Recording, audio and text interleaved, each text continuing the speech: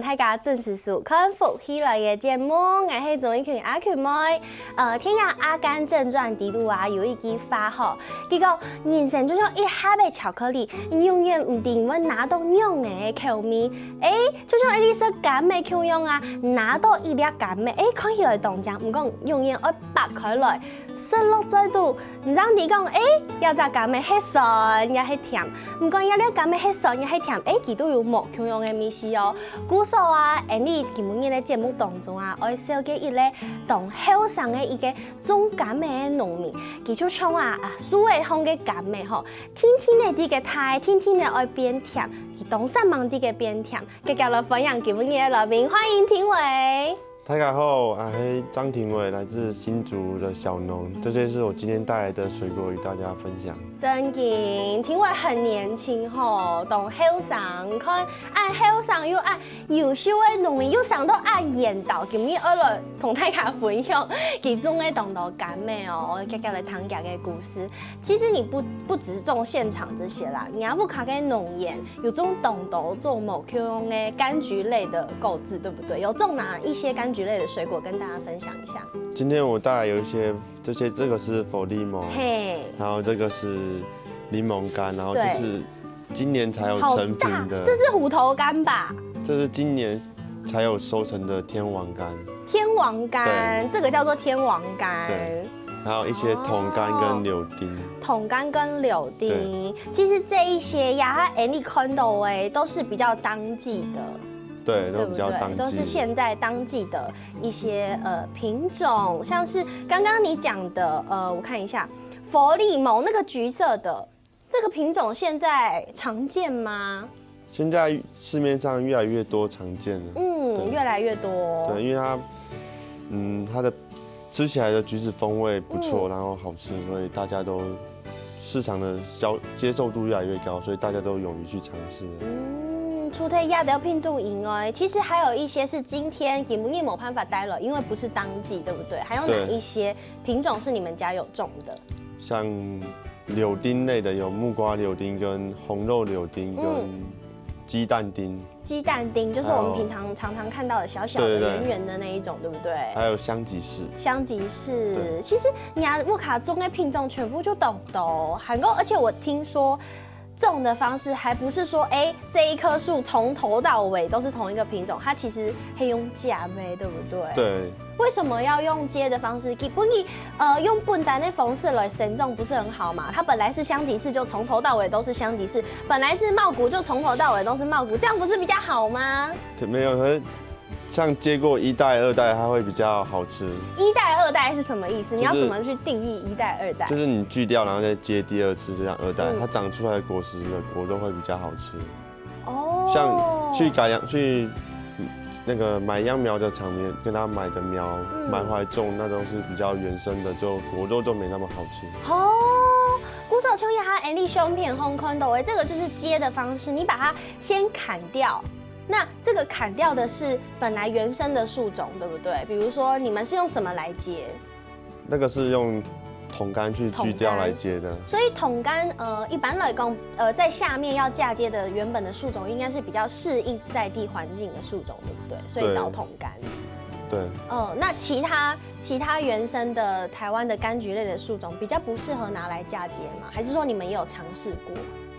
因為它都是柑橘類的都。只要橘類的都可以去接枝就對。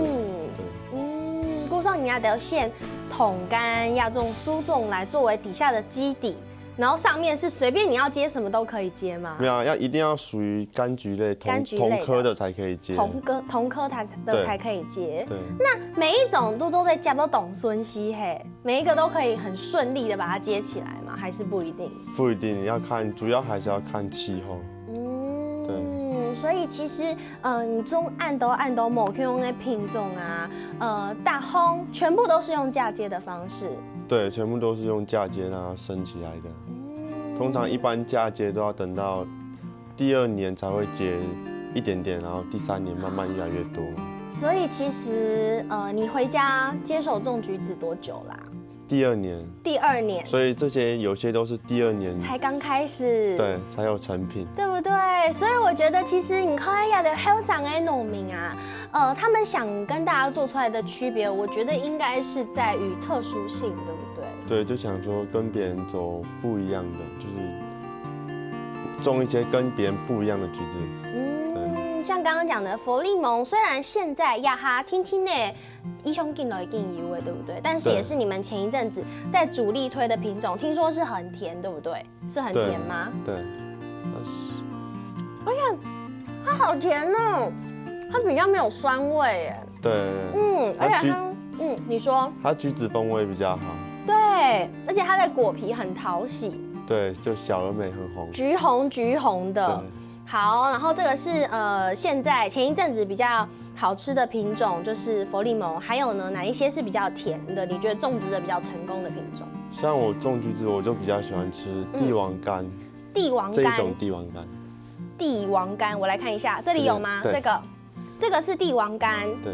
它其实里面还丢丢掉呗，听听，你说是哪一种？可以拿前面的给我看。这一种就是帝王柑。这个是帝王柑。我没有看过哎，这帝王柑是哪里来的品种啊？我回乡的时候，父亲就有了。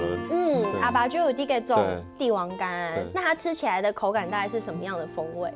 它就有点果皮有一种很清香的味道，然后肉质很细致，很甜。好甜哦！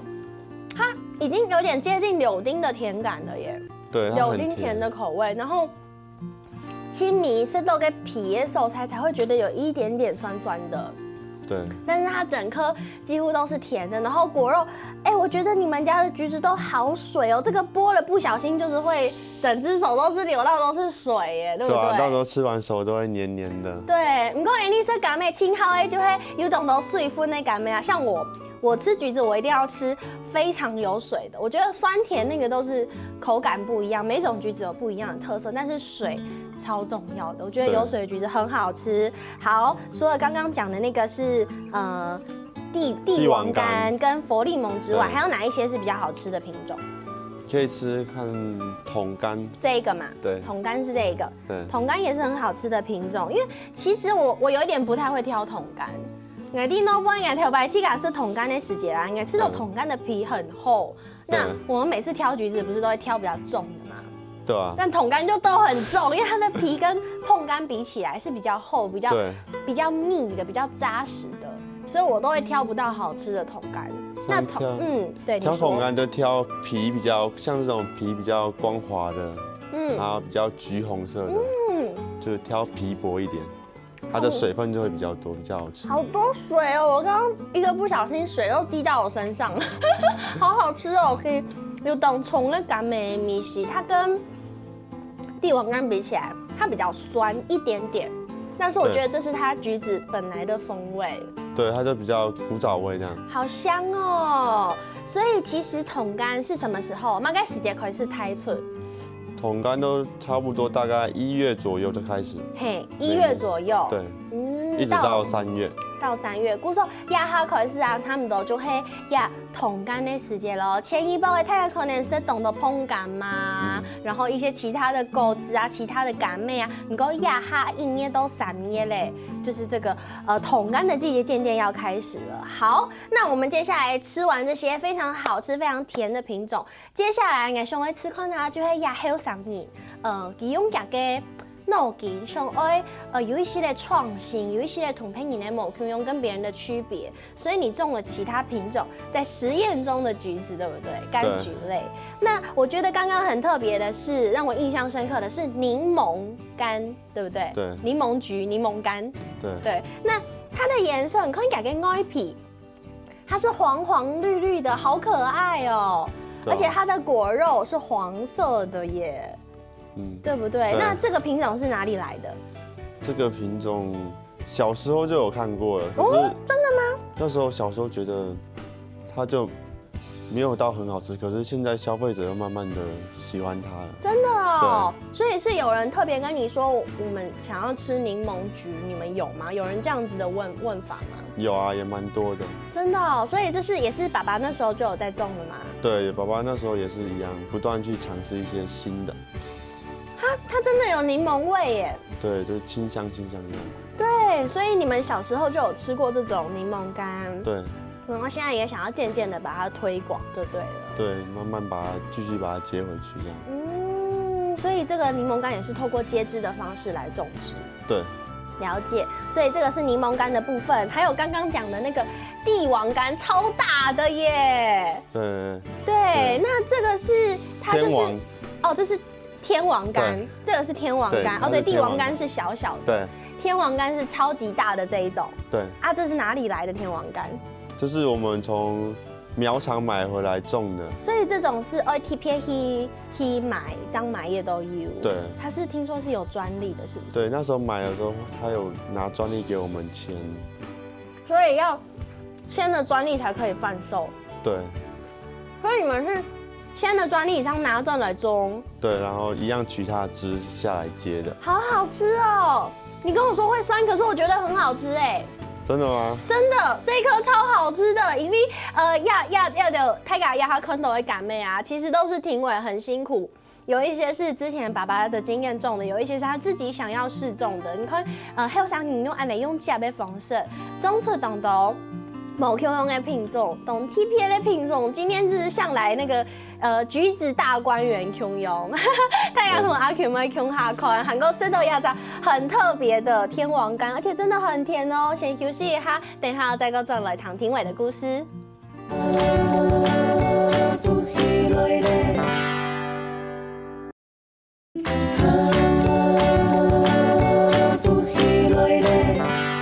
好，欢迎大家又做到福起來嘅節目，我係綜藝群阿權妹，基本上係庭偉大家屋開減美好，當種無口嘅減美來到呢啲福起來嘅，愛同各位觀眾朋友來分享哦。阿權妹家下說嚟按當中嘛嘅佛利蒙，還有那個帝王干。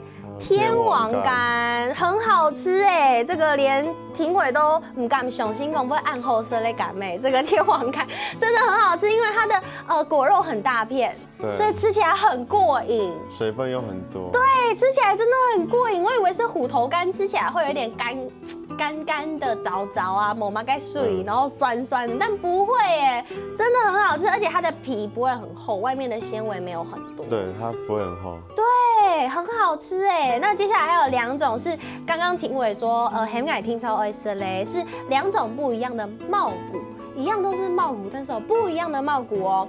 这2种茂谷有什么差别？它一个皮比较红。对，这个是哪一个品种的茂谷？那是纽西兰茂谷，它的味道也不错，它的味道比较重。试试看，味道比较重，比较甜一点。好甜啊！你们家的橘子很少酸的。有，还是有酸的，像另外一种就是偏酸的。真的吗？我来吃吃看，这个是什么茂谷？大茂谷。大茂谷，它就叫大茂谷。对，它偏酸一点。很水吗？我已经吃到整个就是昏都满那里就黑。对，它跟纽西兰茂谷比起来，真的比较酸一点。对，酸的东西它比较能放比较久，会越放越甜。故说某 Q 的感美，他们可以放的耐放的期间也不一定一样，对不对？对，越酸的东西就可以放得越久。不用越久，它就会越来越甜。对，它会转换成甜。假如太甜的东西放久，它就会有点发酵。对，那样的味道。原来是这样。故说啊，某 Q 的品种是起来面有某 Q 的风味哦。还有我看到一个很可爱的。它好小哦，这个是什么？这是砂糖橘。砂糖橘。对，我们的砂糖橘是皮是绿色的，它绿色都可以吃的。绿色就可以吃哦，好好吃哦。这个是这几年才有的品种吗？对，这几年比较火红的。而且它最后那个皮的纤维有一个很特别的味道。对，它皮有一种蛮香的味道，香的，好奇妙哦！我觉得感美绿叶狗子真的很奇妙，它会有很多不同的风味。你像碰柑、海梨、桶柑这些，虽然我们很常见，不过我相信各位观众朋友应该都可以分辨得出来它们的不一样。所以柑橘类真的很特别。其实还有很多种各式各样不同的柑橘类的水果等着我们去尝试，对不对？对啊。对，所以我想这也是庭伟一直想要推的，在峨眉这个地方。虽然定拱米那手菜中感美够浓很多吧？对，我们那边只要峨眉乡间小路都是满山满片的都是橘子园。哇，所以现在去应该很美吧？对，可是大众的都是桶柑居多。哦，大部分都是桶柑居多。那为什么峨眉那手菜会按合适，会有按斗人来种按斗会感？因为峨眉属于丘陵地，海拔高，然后日晒比较充足，水分比较多。大概海拔有多高？你们的果园的部分？差不多，我也不知道。没关系，但是它就是它有山的手材，对不对？对。那如果是水的部分呢？它是桶柑、柑橘类这些作物，它是怕水的，还是它是需要水分比较多的？它是通常一般都是种在山坡地，它的雨水比较充足，就是它水会一直往下流，也不会到积水。不会积水。对，像一般人多平地的，它田都会改成种橘子。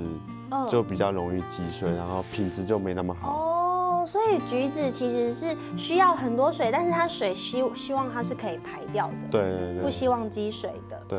OK， 那如果是气候的部分呢？在山上，因为我听说啊，第三档烘棕狗子很重要的是那种高低的温差，橘子也是一样吗？对，橘子一样，就是一下热一下冷。它的橘子的果肉会比较好吃。风味也会比较好，fru味会它好，因为好像就是因为按呢一捏一啷，它好像就会刺激它变得比较甜，对，味道会比较明显，对不对？然后橘子的色泽也会比较好看。哦，估计第三档烘棕狗子是真的很适合喽。对，所以在峨眉这么有按斗的农民全部都地给种感嘞。那尤其我听说你们家这个种的时间啦，是一种叫做草生栽培的方式。对，那草生栽培是不会撒除草剂吗？对，我们就是草生栽培的意思都不会去用除草剂去喷洒。然后我们是用园区的那些落叶那些，他们会载进来给我们家，然后我们就把那一包一包的树叶弄到橘子树下面。古上牙的树带它全部就会落叶。对，然后一方面它又不会长草，然后它就一直慢慢烂下去。那落叶是让它自然成为一种肥料吗？对，它是属于天然的肥料。天然的肥料，哇！就像你胸片后呀，它看到哎，感觉走在里面很爽，会有那种啪啪啪啪啪的感觉，对不对？对。好好玩哦！所以其实你铺了树叶下去，因为它隔绝了阳光，所以它下面吃眼就不会长暗都臭哎。对，草都不会长起来。所以你只要撒在树的周围附近。那个树旁边其实就不太会有杂草，不会长到它树都一年四季都可以吃得到落叶烂掉的肥。好，落叶烂掉的肥听起来有点恶心，但是其实应该是很天然、很好吃的，因为它会提供一种叫腐殖质。腐殖质对于果肉，它会提供怎么样的风味或者是养分？它果肉会比较偏酸一点，可是果肉会比较 Q。果肉还会比较 Q， 好特别哦！你看那给它的抹杀除草剂，也不用化肥，用最天然的。你看落叶就老给周皮哦，韩国除菜亚的，因为懂懂你会上讲种柑妹啊，柑妹这种其实水果类都很容易有病虫害。对，那如果是病虫害的话，比较常见的病虫害大概有哪一些？像早期的话就比较。怕锈壁啊、红蜘蛛这样子。红蜘蛛，对，应该很多就是这种芸香科柑橘类的果农最讨厌的应该就是天牛吧？对，果树类的最讨厌就是天牛。天牛它会对果树造成怎么样的伤害？它会在树上面产卵，然后里面树干的中间它就会有虫一直在吃。古时候尬是共有天牛进去到树里面，它可能会蛀掉里面的树，对不对？对，它就一直在里面吃树干的木质部那边一直吃。所以其实树只要失去了木质部，它就是没有输送养分的东西了，所以它可能就会越来越脆弱，最后生病。对，古时候你要不卡黑用来防治这些病虫害。我们都会柑橘类多多少少一定都会喷洒一些农药，可是我们都会属于安全用药。对，柑橘。所以就是等于说你撒了，一定会过了它的药物的那个期间，才把它采下来，再卖出去。对，一般我们都差不多20天后，它的安全期我们一定才会采收。固守就是确保用药的安全。对。然后我们要采收前都会送检验。哦，还会检验。对。哦，这个很重要，因为这样子当中的本雅给消费者吃得很安心。对，我们讲求安心，对，健康。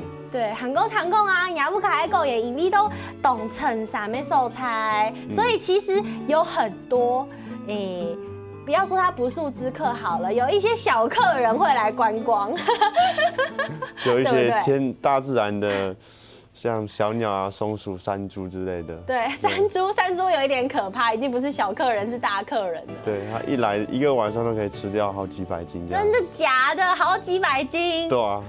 所以其实你们的环境很天然哦。对啊。固守除台分养这些山里的小客人，也是希望可以欢迎对更多的观光客来我们家。所以还是可以提供采果的，对不对？对啊，我们有啊。还是都得去去家去采，去家去榨果子，对不对？而且自己采果真的超好玩的，自己走在树林里面自己采。像我们果园通常一般客人来我们果园采，会一棵树种会有5、6种橘子。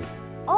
对。真的哦，所以你们家的嫁接树种是一棵树可以接出5、6种品种。对，一棵树都有5、6种这样子。好特别哦，这就是超级方便的自然教室。因为我们带小朋友 Hito 给片，可能看到一条书诶，同时上面就有好几种，就可以跟他解释，有没有？这是什么品种，什么品种？对，所以真的很特别，而且怎么样？他们都会分不出来，都觉得很有趣味。是你看得很有趣味，还是他们玩得很有趣味？都有。对，所以其实泰雅族的去山乡吼，有限的时候尤其也公园高铁也假使讲，嘿有限就做的去到山当风啊，比如说去家去采果子啊，去摘果子啊，做的一片体验也了刺眼生态，和做的搞动神奇的事情哦。先休息一下，等下再要同大家来分享。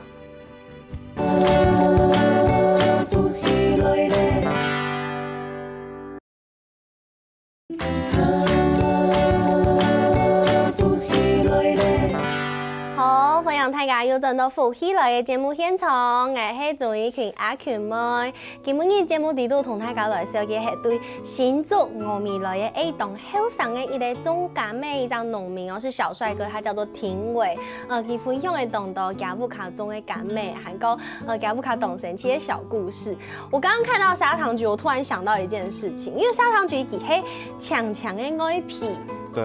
所以其实它是熟的还是不够熟的，这很难去分别。如果你开放大家去采果，大家应该会不知所措吧？对啊，通常一般客人说这绿绿的能吃吗？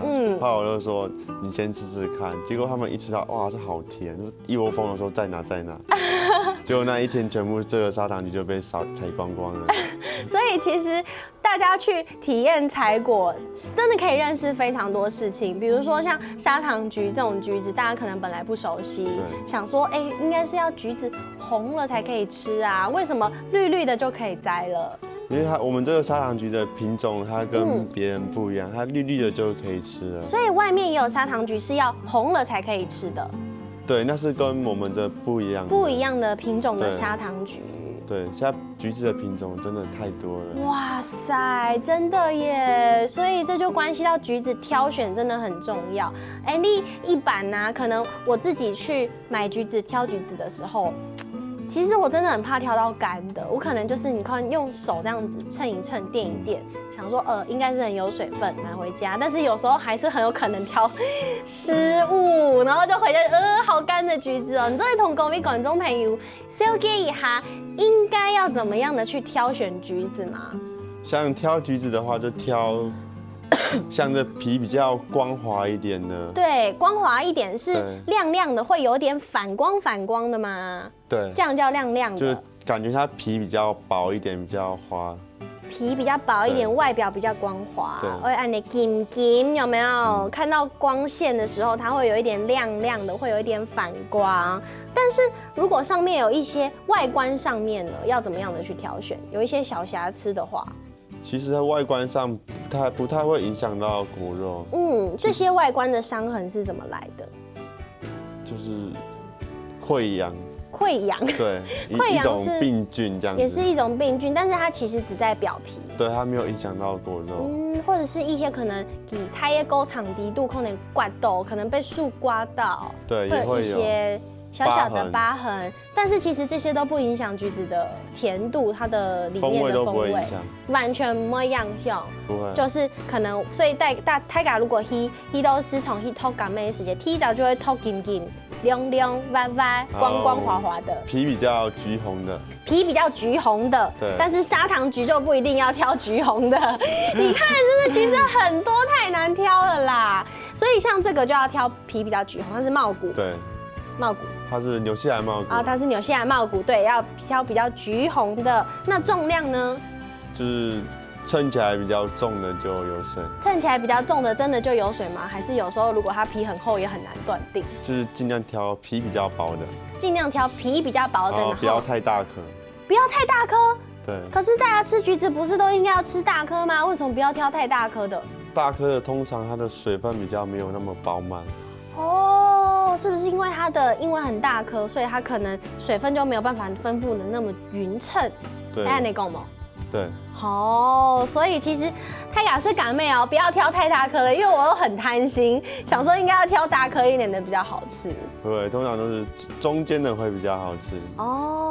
韩国啊，像我有上次去都给感妹演，然后我会看到感妹档后有啪啪的一层东西，那个是什么啊？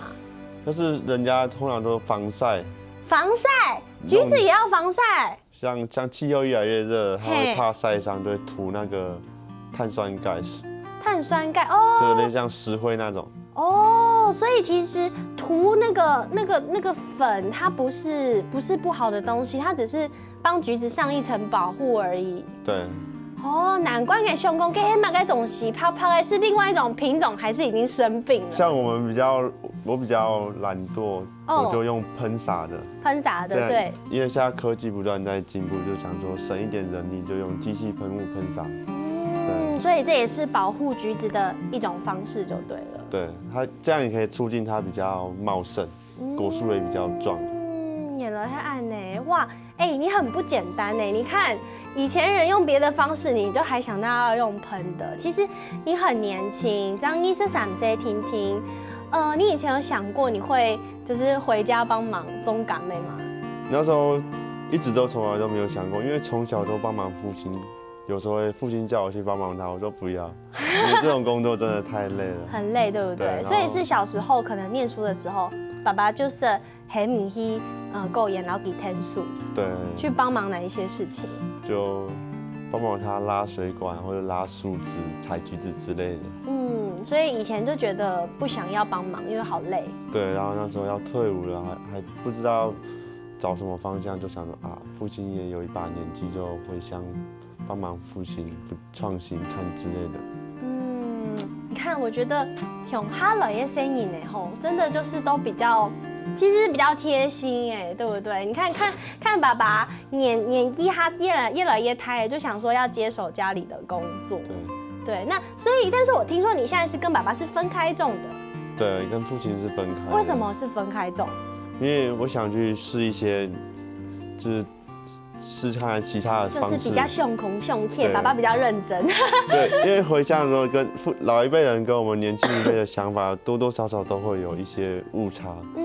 所以就想说分开来做自己的去尝试看看。所以爸爸就是种比较一般大众的品种。对。所以你想的是种一些比较有特色的品种。对。唔够量啥就都够盐低度一起善忙大标。那爸爸有没有觉得，我儿子好像越来越种出点什么？没有啊。我知道了，爸爸害羞讲。你他刚引就这样子哦。有没有？对自己人都比较不好意思说出比较心里的话。爸爸都只会说你种这怎么会好，怎么会好，都会说不好。不会啦，爸爸，真的啦，他的那个天王柑很好吃可能你头白就吃到好吃嘞，可能比较酸，但是我今天吃到的真的很好吃，是甜的，所以其实渐渐的有在起色。可是我觉得懂得小农给他的七嘎中东西，多多少少都会遇到一些困难。你自己在回乡之后，尤其是像你之前完全没有想到说你会回来种橘子，你有遇到什么困难吗？像我去年回来第1年，那时候采收的时候，有史以来拍卖市场价钱最惨的一次。天哪！像附近的一些老农说，他从来种30年都没有遇过那么惨的价钱。怎么价格大概是多少？就是公斤价个位数这样，换算台斤等于2块、3块、4块这样。天哪，那时候不就是很心痛，就是果园橘子都只能卖很低的价格。没有，那时候很多橘子树都没有采，就让它全部都掉在地上这样子。干脆不采。然后加上还有一些寒害。去年下雪。然后橘子全部很多都冻伤，都掉得满地。哈，故事你真的第1年就遇到这样子的挫折。对，第1年就遇到这样子。那怎么办？就血本无归这样。哈，那爸爸怎么说？爸爸自己做了这么多年的农事，他有给你一些建议或方向吗？他就说，这是当农夫就是看天吃饭这样子，遇到了就没办法，明年再来这样。但是你还是很努力的种了很多其他的橘子，然后也继续种。那接下来呢，有越来越好的状况吗？因为我回乡的时候，我就把一部分的桶柑锯掉，接一些这种各式各样的，然后今年有收成了，就感觉比较有成就。对，很棒，拍拍手。很年轻，23岁的年轻农夫，本来没想过要种到不卡，天数够严，但是呢，回来毅然决然的接下来家里的果园，喊够种的东东，某 Q A 感美，想要跟大家不一样。那看天吃饭遇到的这些困难，跟熊真情是很难免，一定会有这些天气的影响。农民就是这样，所以这是农民很辛苦也很值得大家尊敬的素材。不过，那一方面，我觉得小农要做这些自己的橘子，尤其是像比如说你种的一些比较特别的橘子，要得利用度 hard sale， 对，你这样子要怎么样去推广？我觉得在通路的部分，你会不会觉得有一些困难？在通路的话，通常我们出到比较中盘、大盘的时候，价格都比较没有那么稳定。为什么出到中盘、大盘价格会没有那么稳定？因为它可能还要再转手，可能会转了好几手之类的。对。所以我们农民都会比较拿到的价格都会比较低，会比较吃亏，对不对？对。是不是有时候甚至是连成本都不到的价格？对，有时候会。所以其实很多在地就你看到的农民也懂得共农，是不是都有面临到这样子的问题？应该是大部分普遍吧。大部分普遍都遇到这个可能被盘商有点就是抽太多，有点到剥削的这个问题。对。所以其实是希望各位观众朋友，假使讲爱买一的农产品，其实是可以直接跟农民买的。对，直接跟生产者买会比较新鲜。对。因为其实有时候你要采给中盘，然后再放到各个的销售场地，它可能必须要比较早摘。它可能5、6分就必须要摘了，5、6分熟就要摘了。对，差不多6、7分、5、6分。6、7分、5、6分左右就会先摘好了，几张都在冰啊。对。但是你如果直接跟小农买，我们就可以8、9分立刻采，立刻就送到你家，或者是立刻拿给你。对。对。而且也少掉中间那一层剥削嘛。对，也不用经过放了很多天才到消费者手上。所以其实除了直接跟农民买之外，庭伟最后一点点时间，给同太嘎讲，你平常是怎么样用哪一些通路可以买到你的橘子？通常一般我都是用 LINE 跟电话。天发就都在老你听那有时候也会出现在一些市集嘛。像有3月份左右会在台北希望广场。